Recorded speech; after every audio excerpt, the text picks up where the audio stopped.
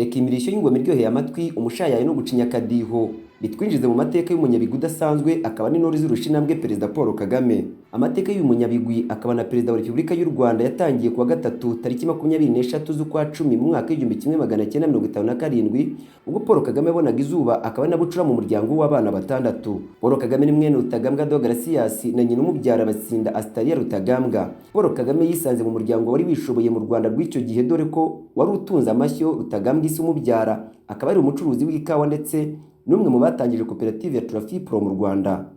Umuryango Paul Kagame yavukiyemo ari abakristo muri Kiliziya Gatolika ndetse byatumye abatirizwa muri misa ya mbere akivuka abatirizwa i Kabgayi ahari icyicaro cya Kiliziya Gatolika mu Rwanda.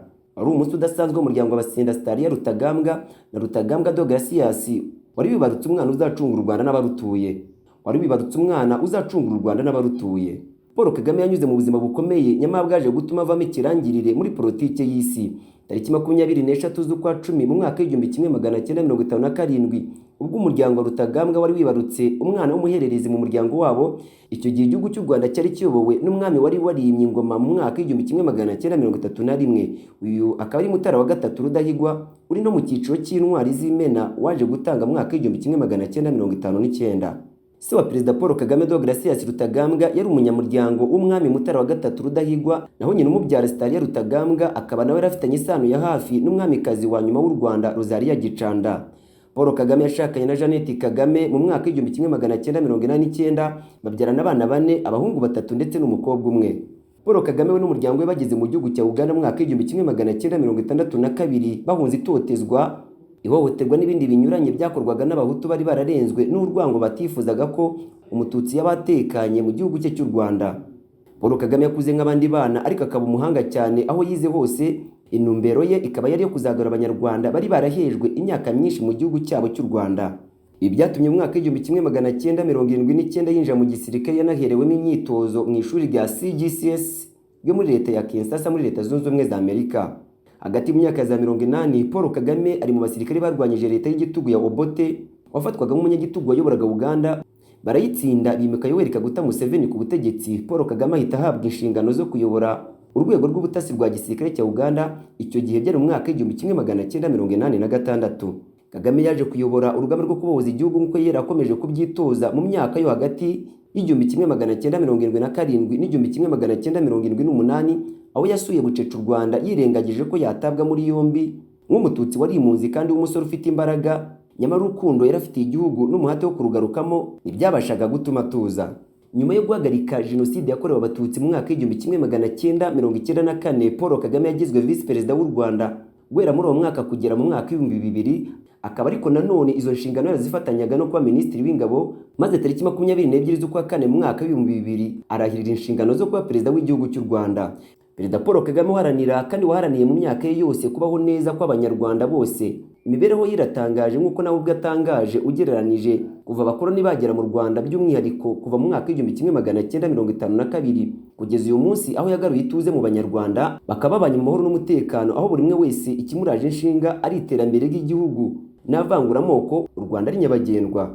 Mu mwaka w'1994 wari perezida w'u Rwanda Juvenal Habyarimana indege yari arimo yararashwe. Amaze gupfa abahutu batangije jenoside batangira kwica abatutsi. Icyo gihe Paul Kagame nawe yarayoboye ingabo ziri hagati y'10,010 na 14 za FPR aza kurwanya abakoraga jenoside, kabone n'ubwo umubare utari muto w'abatutsi bari bamaze kwicwa. Nyuma yo guhagarika jenoside, Perezida Paul Kagame intego yarashyize imbere wari kubaka ubumwe bw'abanyagihugu ndetse n'ubukungu, cyane ko bwari bwarazajwe n'ibihe bibi igihugu cyari kinyuzemo. Mu mwaka w'2010 nibwo Perezida Kagame yatorewe kuyobora manda ye ya kabiri, akomeza intego yo kubaka ubumwe bw'abanyagihugu n'iterambere rihamye nubwo bitari byoroshye. Naho ahagana mu mwaka w'2013 abaturage baje kumusaba ko yakomeza kuyobora u Rwanda kuri manda ya gatatu, ntiyabyemera. Gusa ariko nyuma za kwemera ubusabe bwabo yemera kwitabira amatora yabaye tariki ya 4 z'ukwa 8 2017 aho yatsinze ku majwi 98%, ahigitse abandi bakandida babiri bahataniraga kuri uwo mwanya. Urubuga paulkagame.com rurimo rwo twifashishije dutegura iki cyegeranyo rugaragaza ko Perezida Paul Kagame yabaye umuyobozi wa Afurika yunze ubumwe kuva mu mwaka w'2018 kugeza mu mwaka w'2019. Yanayoboye umuryango wa Afurika y'Iburasirazuba kuva mu mwaka w'2018 kugeza mu mwaka w'2021. Ndetse kuri ubu kandi Perezida Paul Kagame akaba ayoboye ivugurura ry'inzego za Afurika yunze ubumwe nk'inararibonye.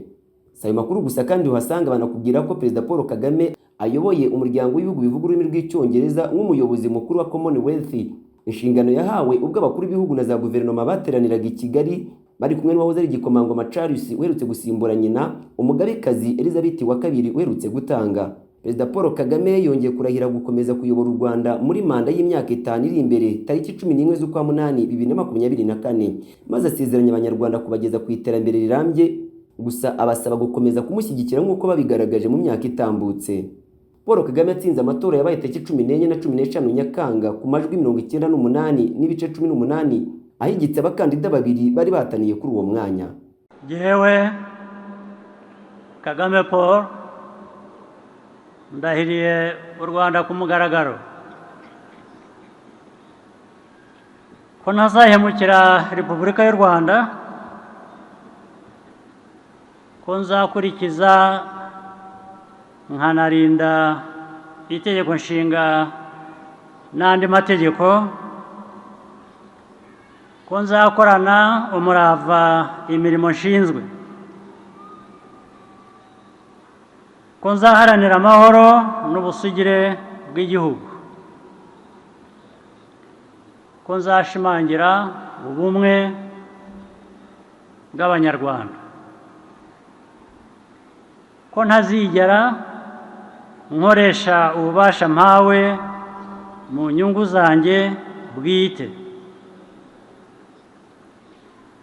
ko nzaharanira ibyagirira Abanyarwanda bose akamaro. Nintatira iyi ndahiro nzabihanirwe n'amategeko. Imana ibimfashemo.